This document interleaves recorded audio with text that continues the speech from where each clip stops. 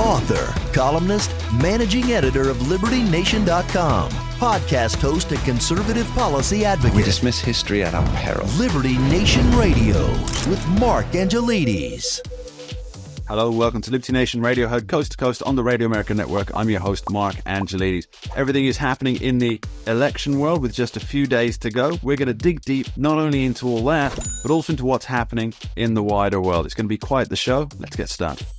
As we approach the final week of the 2024 election, everything is looking a little bit tender for politicos and pundits across the media. But what does it mean? Let's get a little bit more granular, and we're joined by nobody best to answer these questions that are coming up than Liberty Nation's executive editor, Lisa K. Donna. Thanks for being here, Lisa. Good to be with you, Mark. I guess we're coming down the stretch now, aren't we? Less than 2 weeks. We are indeed, and it's actually getting exciting now. It was a bit dull before, with Joe Biden, and then... Only a Brit would say this is a dull election. I don't know where to even start with that one, but I'll give it to you.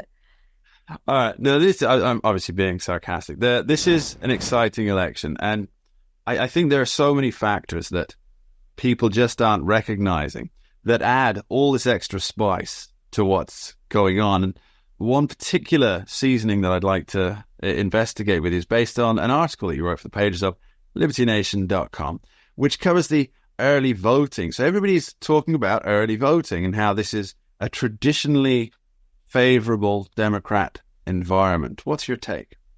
Well, let's review a couple of facts that always seem to surprise people, but the Democrats and the Republicans are not the majority parties in the United States. The majority party are independents.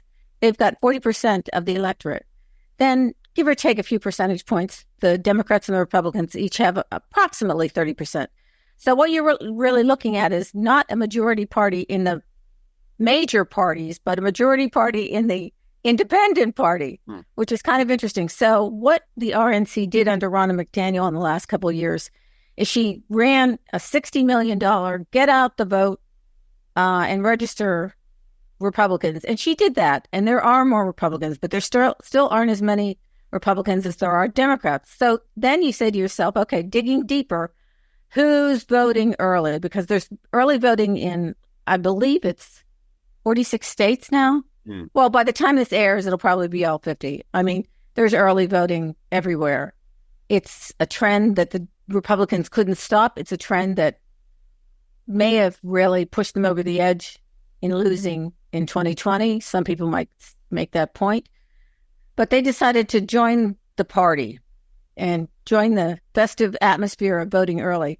And I have to say, even me and my family voted early this year, which we have never, ever done. And I had a lot of pushback from my kids because my kids were like, no, I want to go on voting day. I'm like, it's not going to be any different. It's going to feel like voting day. We're going to go to the public library. And it was amazing. It was exactly like voting day. The Democrats had their little tent. The Republicans had their little tent. Democrats had their ballot. The Republicans had their little ballot. You went in, they gave you the I voted sticker. They checked your ID, the whole bit. So voter ID, surely, Lisa, surely that's just racist, right? Well, it actually was a real ID. The real ID is your voter ID and your right to fly domestically without a passport, all rolled in one. So convenient. But anyway, we did vote early, and everyone said that actually went pretty well. So I think a lot of other people, the reason I mention that is because I think a lot of other people are doing that to the tune of about, as of today, as we record this, 17 million people have early voted. So yeah, 17 million is quite a haul of votes. Is there any way to determine which way they're leaning? Well, it's interesting because early voters can be divided into three categories. And there's this great website called Target Smart. I think that's the name of it. Anyway, it's really interesting. And they divide themselves into party affiliation, gender, and battleground states. So you can dig up how many people voted in Arizona, more Democrats, more Republicans. You can dig up how many women voted. And then you can dig up how many women voted in New Hampshire or, wherever. And so obviously the Democrats have the party affiliation. Democrats have voted more than the Republicans. But the question is, how much more versus last time? Do you know what I mean? Yeah. It's a big distinction, I guess. So, and the gap is closing. The gap is closing. Let me say. Yeah, very much so. Very much. It seems that I think the point you made about how it was a tactic, early voting was a tactic that was shunned in 2020 to the detriment of the Republican Party. Yeah. This year, they're really just going hell for leather with essentially embracing everything that they were against in 2020 because it's politically expedient, which is, what all parties do. Once they realize there's a formula, they follow the formula. Let's talk about the battleground states a little bit, because we do hear all the talk about the national polls and the flitting between different candidates.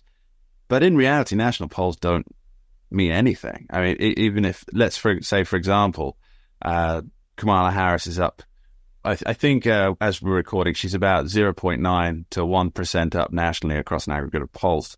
Even if she's up there, that really doesn't make much of a difference to the final, right, because it's an electoral college race. So it's all about the battlegrounds. And Donald Trump seems to be, at present, running away with the battleground polling. Well, there are some strange things going on. In Minnesota, it's very odd. The people that voted last time don't seem to be coming out in droves in Minnesota. And that's never really been considered a battleground state, I don't think, at all, because it's always gone Democratic for the last, is it 30 years or 50 years? Or long time. I think Richard Nixon was the last person to get 72, that's right. Even Ronald Reagan didn't get it because obviously right. Mondale from right. I've got some interesting data on Minnesota, by the way. Do yeah, tell me. So as I'm sure you know, Lisa, the Real Clear Politics prediction map of electoral college votes, they now list Minnesota as a toss-up, which is quite interesting. Odd. Yeah, that's really weird. So that joins in with the other 7 states. And then, of course, I think there's Nebraska's second congressional district, which is also a toss-up. Right. But I was reading a very fascinating article on a place that I'd never really heard of, but it's called the Middle East Eye. And they suggest, based on their polling, Muslim American voters in places like Michigan, Arizona, Wisconsin are almost evenly split between Kamala Harris and Jill Stein of Green Party fame, which is quite weird. Now, if you think about how that might translate to Minnesota, which also has a large Muslim American community, I don't think that they're turning out for Kamala Harris. I think that her position on the Palestinian question and the Palestinian question, I don't think she's been vociferous enough to earn their vote, and that could be a huge factor, because realistically, if she is ahead in Minnesota, it's 3.5 points, and the Muslim American vote could easily sway that. Well, where that really takes place, I think, is in Michigan and in Dearborn, Michigan, where there's a major, community of Muslim people and Muslim faith. So it's interesting because if you look at Michigan and you look at Pennsylvania, the Democrats are coming out earlier, and there are more early voters for Democrats in Michigan and Pennsylvania. So you think, oh, well, they're losing. The Republicans are losing, but that's not necessarily true, because they've closed the gap. And if what happens on election day, where more Republicans come out than Democrats, then there's a little bit more of a balance. But where Republicans are doing well is in Arizona. Their early voters are neck and neck. I wrote in 2020, 4.2% more Republicans have voted than in 2020. So that's very interesting. Also in Virginia, the congressional districts' early turnout in rural areas, which tend to be Republican, have the highest early turnout. So the congressional districts in rural areas in Virginia have the highest turnout. Virginia is one of those purple states, goes blue a lot since Barack Obama, but then we voted in a Glenn Youngkin, who is a conservative Republican. So if Virginia goes conservative, if Virginia goes Republican, I think the election is over. Yeah, those are the two ones to watch on election day, Minnesota and Virginia. I think those are going to be the most fascinating races with which to write 1,000 articles about after, of course. But I think you may be right there. And we're going to be back with Lisa K. Donna after this short break. Don't go anywhere. We dismiss history at our peril. Liberty Nation Radio with Mark Angelides. Welcome back to Liberty Nation Radio, heard coast to coast on the Radio American Network. I remain your host, Mark Angelides, and we continue to be joined by Liberty Nation's executive editor, Lisa K. Donna. Thanks for sticking around, Lisa. I'm still hanging in there. Only just. Well, I'd really like to talk about campaign energy, because I think we've witnessed since the Democratic National Nominating Convention, where Kamala Harris was pushing this idea of joy, and it was all about the good vibes. And that was what was promised to the nation. And we've seen that just tumble into, well, let's be fair, despair and desperation, which is probably not what you want going into an election. Whereas on the converse side, you've got Donald Trump's campaign. He's having the time of his life. He's hanging out at McDonald's. I mean, let's be fair. That is Donald Trump's dream, right? To hang out in McDonald's right next to the fry cooker.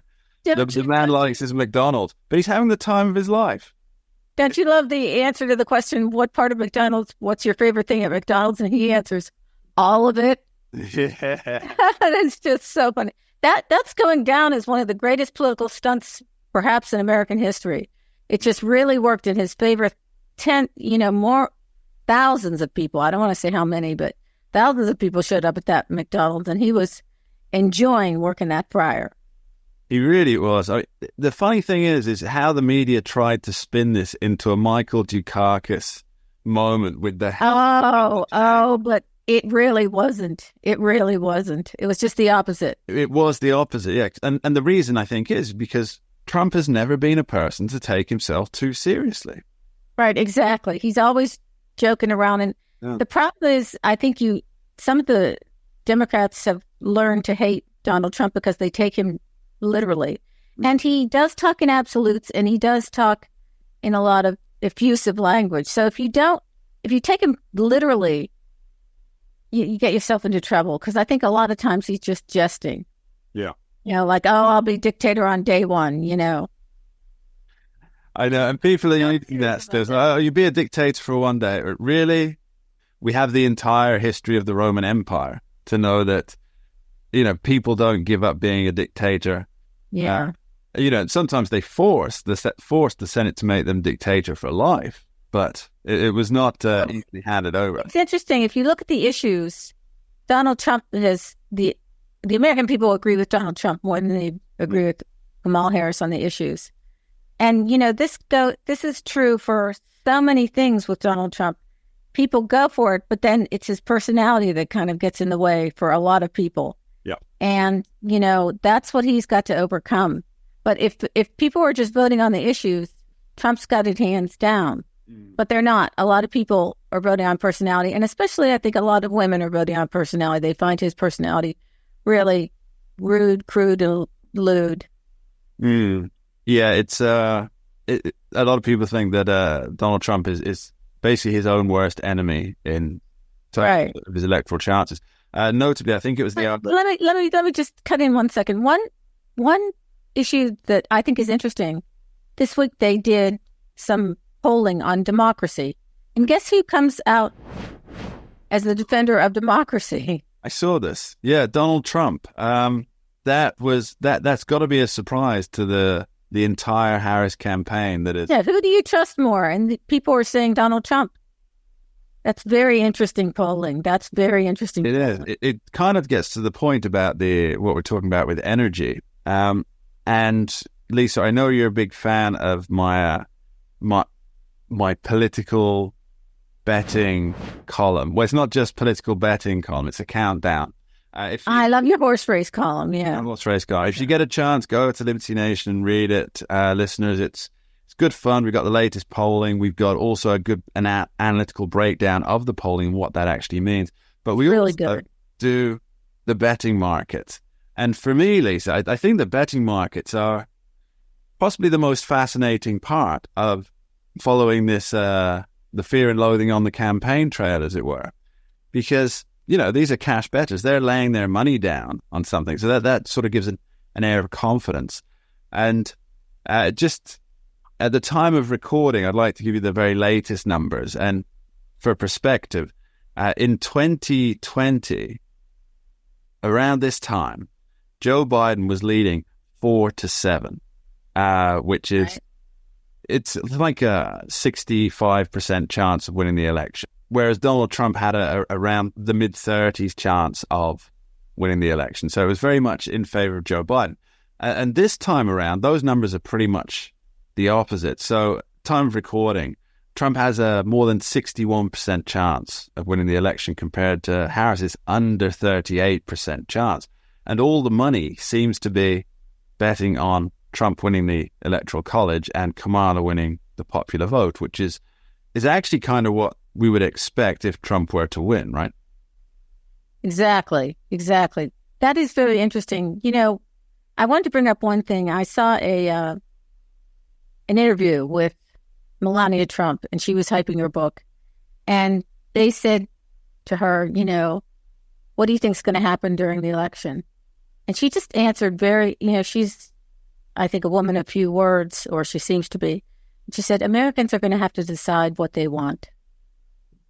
Mm-hmm. And I thought that was really quite interesting that she said that. Do they want somebody that's going to sound nice, or do they want somebody that's going to defend them vociferously, or do they want somebody that, maybe changes their mind and is a little more fluid and a little more open, or do they want somebody that has, clear, decisive goals? And I think there's something to be said for that. I think you're absolutely right. And there's actually polling that supports that, believe it or not. There was some recent polling about, I think it was Rasmussen reports. They really are. They are one of the gold standard. Yeah, I like Rasmussen, yeah. Places. But it was the question of competence or compassion. And the registered voters, they always use registered voters. Oh, that's sorry, likely voters, my mistake. And they asked, would you prefer a leader with somebody who is competent or compassionate? Now, naturally, I think, that might be my mindset, but the majority opted for competence, right, over compassion, because, you've got somebody... They break that down gender-wise, I don't know. Well, here's the funny thing. So they went further, and they said, who do you apply competence to and compassion to? And guess what the result was? I don't know. Donald Trump came first in both. Really? Isn't that bizarre? Oh, that is interesting. It's very much against what the legacy media kind of pushes. Right. For example, Joe Biden was all about empathy. Kamala Harris is compassionate, and Donald Trump's the monster. Right. A lot of the public don't see things that way. Lisa K. Donna, thanks ever so much for joining us. Thank you, Mark. We dismiss history at our peril. Liberty Nation Radio with Mark Angelides.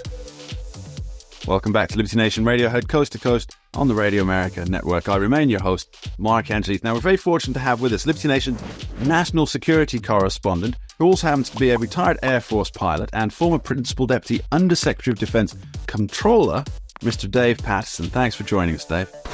Happy to be with you, Mark, always.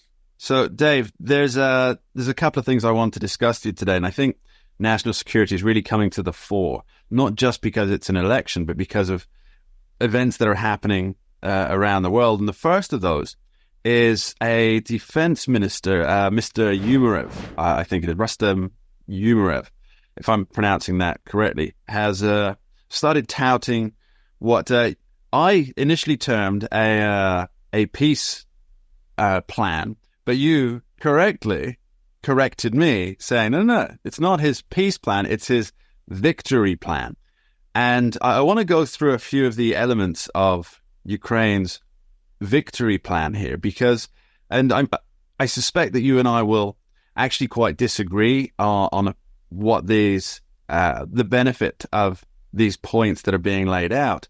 But as you are the expert, I will bow to your superior knowledge in this. So the first and probably the most significant one, in my opinion, is that he's asking for an immediate ascension to NATO.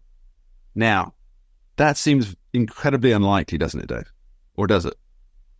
Well, it will be unlikely now, of course, while fighting is going on. And what he's asking for is, in his words, unconditional invite, which means he wants to cut through all of the normal red tape that attends being invited into NATO and become a member immediately.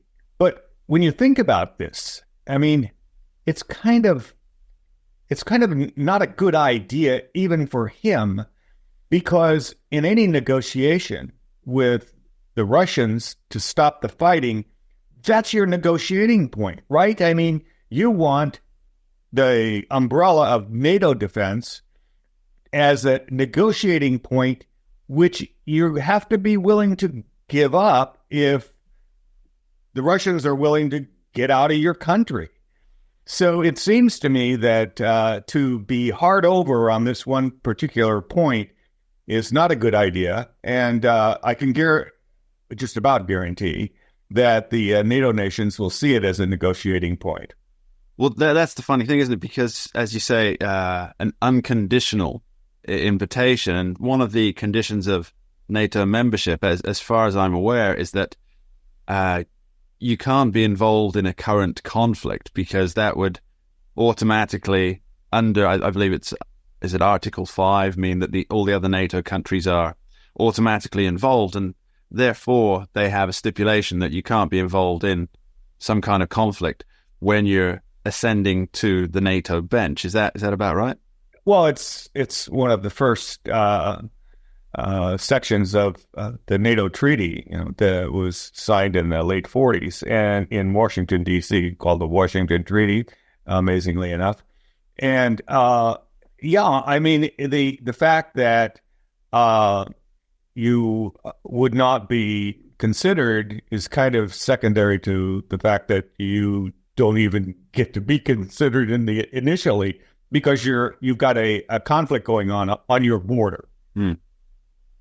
So that would, yes, essentially, Mr. Umerev is asked, or Defense Secretary Umerev, I think is the right way to say it. He's actually asking for NATO to become an active participant in the war beyond just supplying material. Yeah, I think that's right. I mean, how can you look at it any other way, right? I mean, if you're a member of NATO, then that umbrella covers you. And you can't say, and NATO would probably never agree to, oh, well, we just want to be a NATO member in name only. Well, no, that's not going to work. Why do that? Yes. Yeah, it's, so that really, as the central plank of it, it seems to me to be a complete non-starter. But another item is, and I think for you, Dave, I think this is the one that really stands out, is that they want a unilateral lifting of any sanctions imposed on using US and NATO and other country-supplied weaponry within Russia. That's right. Yeah. And it seems to me that with or without any of the other parts of the victory plan, this is the most important, because it does two things. First of all, it puts at risk important places in Russia that provide military capability, training areas, infrastructure, facilities that house and warehouse weapons, airfields deep in Russia. It puts them at risk. Now, that is a military capability. It's a military issue that I don't understand why we have not given the Ukraine the permission to use our weapons, ATACMS and long-range missiles, to hit those military targets. I mean, think about the perverse logic that says, oh, we're fine with Russia decimating the infrastructure and all manner of places inside Ukraine, but we're not going to let Ukraine reciprocate. That's insane. I'm going to play devil's advocate on this one, Dave. See, to me, it seems that there's a calculation going on, and that calculation is how likely is President Putin to see the use of foreign armaments, materials, used within the borders of Russia. How likely is he to see that as a direct involvement of outside forces, and therefore a direct escalation which he would have to respond to? And I think that's the equation that's being weighed in Washington and across Europe. Because there's also, and people forget this, I think, that Russia, we talk a lot about the losses on the battlefield, Russian losses, and I think it's estimated the latest around 500,000. 500,000 in a battlefield loss is not an endpoint for Russia. That's really just them deciding now we're committed or not. And I think that would just create an escalation, wouldn't it? I think that is the calculation, and that is the excuse that the Western nations are using. I think that would put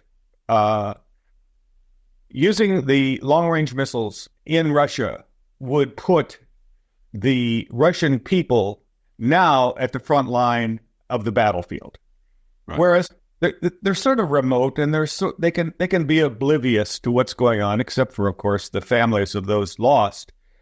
But once you start to hit their power plants and turn their lights out, now Putin reacting in some really untoward way is not going to improve their status. You'll have to remember that when the Soviet Union was involved in Afghanistan, it was the loss of upwards to 50,000 of their troops, and with no end in sight, that caused them to withdraw.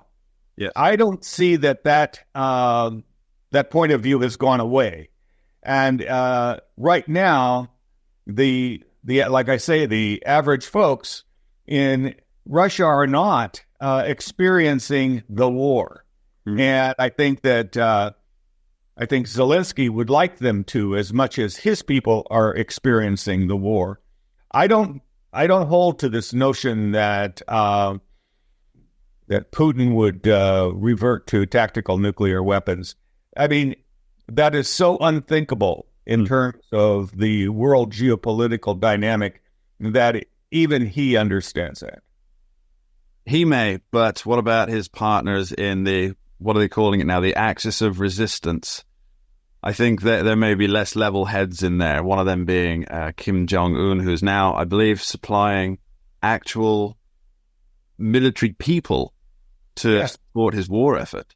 Well, President Zelensky believes that they are already on the battlefield. I'm not sure about that, but I do know that they have they're very close to deploying a battalion of about 3,000 fighters, and many of whom are now in Russia training. So yeah, I think that raises the ante, but it raises the ante in a conventional way. And we have not, as we have observed with Iran, we have not even begun, apparently, to put the kind of sanctions that really hurt on North Korea and Russia. And the reason you know this is because their economics are better than they have ever been. Yeah, it seems to be a bit of a backfire in terms of the diplomatic strategy. Dave Patterson will be right back with you after this short break. Listeners, don't go anywhere. We dismiss history at our peril. Liberty Nation Radio with Mark Angelides. And we're back on Liberty Nation Radio. Continue to be joined by Dave Patterson, Liberty Nation's national security correspondent, and I remain your host, Mark Angeles. Now, Dave, I want to move the discussion to another part of the world, and that is China. So there's recent prognostications or analyses maybe out of the Atlantic Council Global China Hub, and that is Elizabeth Freund Lazarus. And she was talking about how there's obviously China trying to blockade Taiwan may just be more of a smoke screen. And what's really happening is that these are designed to test how, if China took Taiwan or tried to take Taiwan, how the U.S. response would be, and how China would then be able to retaliate directly with the upper hand against any U.S. action in the region. Well, I think that when you start to break that down, what you find is that there's more than just the People's Liberation Army, Navy, People's Liberation Army, Air Force doing exercises around Taiwan. In recent months, there has been a number of exercises with Russia and China in a combined exercise in the Sea of Japan and in the waterways adjacent to Alaska that have been extensive, larger than they've ever been before.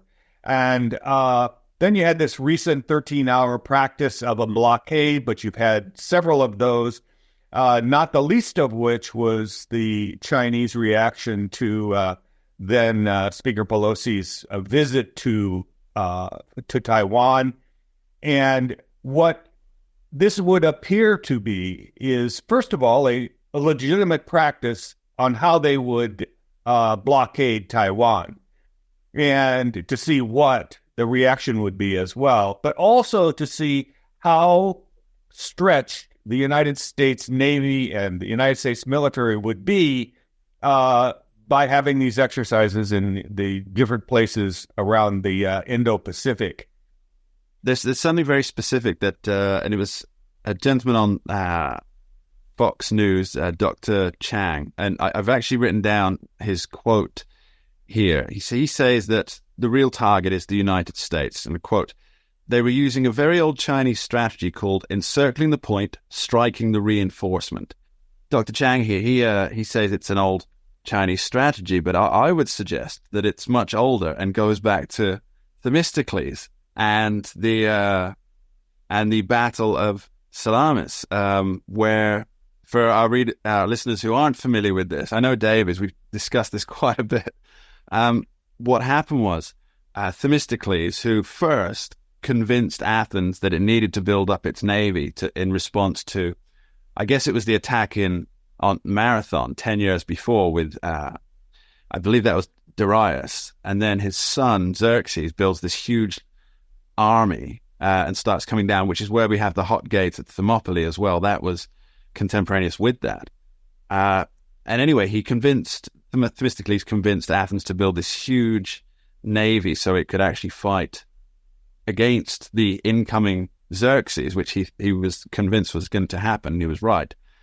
But then Xerxes' navy, so he saved it with that. But then, of course, the land army kept coming around, and everybody had to escape from Athens. So they decided, well, let's go to Salamis. So they used their navy to get people across.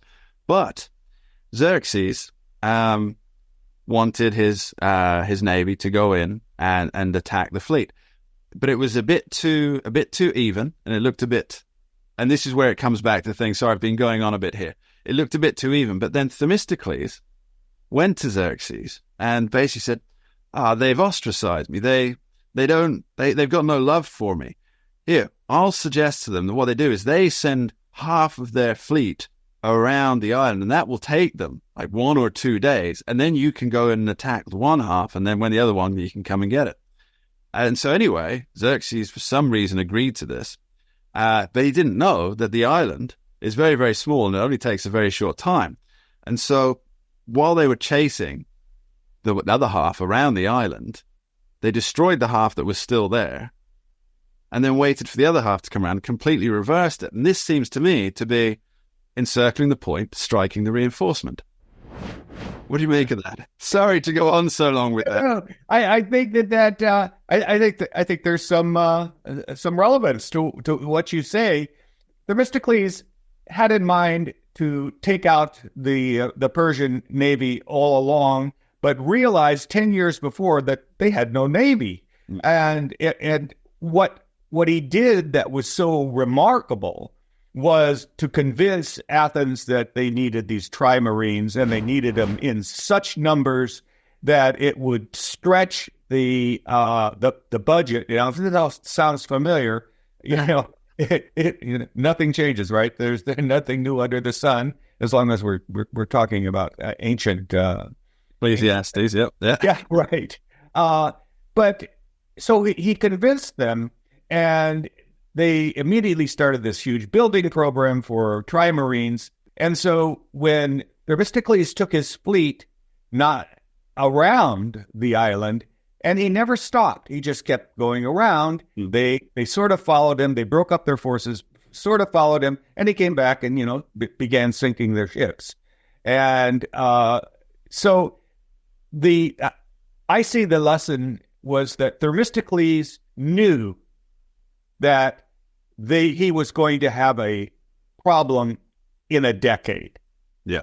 And that was his value, to be able to perceive this threat. Not unlike our experience today. We see the threat. And the United States particularly is not entering this circumstance in a way where nothing is sacred. You go after them. You have to start building stuff. It's not clear to me that drones are the answer, but that's where apparently the Biden and Harris administration are clever to go in terms of the next shiny thing. But whatever it is, we need to be able to build quickly. China is testing the capability of the United States to respond, and how stretched can the U.S. be and still be formidable.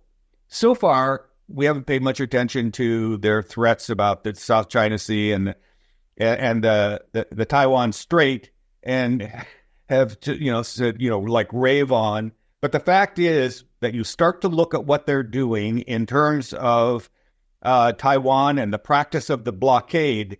If they put in a substantial blockade of Taiwan, would the United States and our allies have the will? We probably have the capability, but do we have the will to test the blockade and run the blockade? And remember, they're looking at a sea-based blockade. They might want to consider what we did in Berlin after World War II, when Berlin was isolated. We have substantial airlift capability and could bring in by air. And we also have, that's one of the best values of our carrier task force and carrier battle groups, is that we can put combat air patrol to protect those inbound airlift aircraft and air mobility aircraft, which incidentally we don't have as many as we should, but that's a different program. Lessons from history, from Themistocles, and from Dave Patterson. Thanks for being here, Dave. Yeah, my pleasure. Always happy to be with you, Mark.